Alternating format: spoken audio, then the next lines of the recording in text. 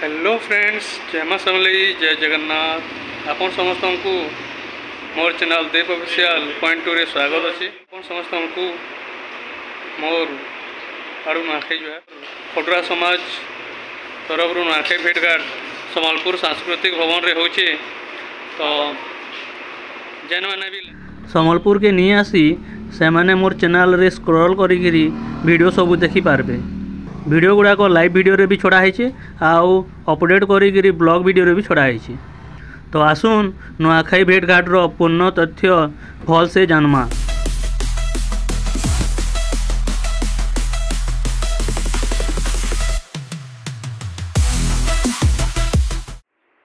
जेन viewers माने मोर video skip नहीं करी कि वीडियो के आके देखुचन से मान को धन्यवाद। आसुन वीडियोटा काणे भल से बुझमा।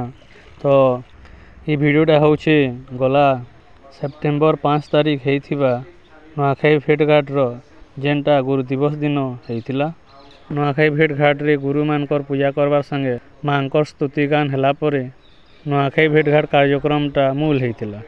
कार्यक्रमटा दुईटा अधिवेशन संगे सांस्कृतिक कार्यक्रम के नैकरी होइतिला।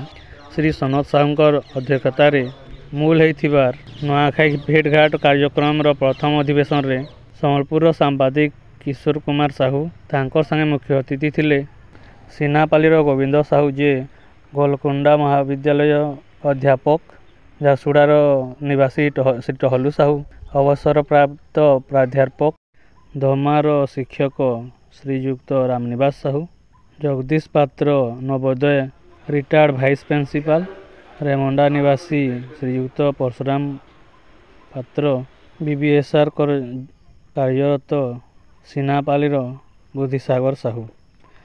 तारपरे परे द्वितीय अधिवेशन होइतिला सम्बलपुर निवासी गोकुलानंद पात्रंकर अधिकतार सभापति थिले से।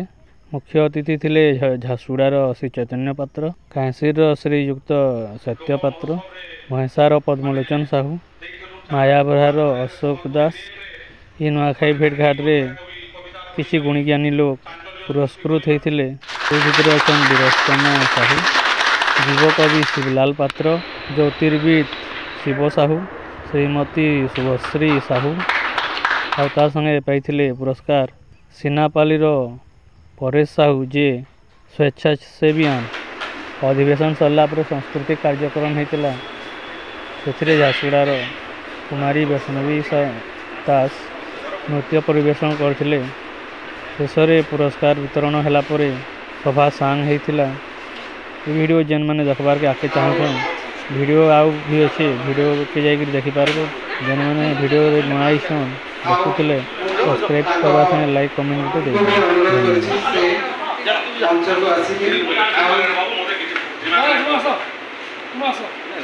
श्रीमान सत्य आज्ञा श्रीमान गोविंद आज्ञा को रिक्वेस्ट करी से संपादित करेंगे।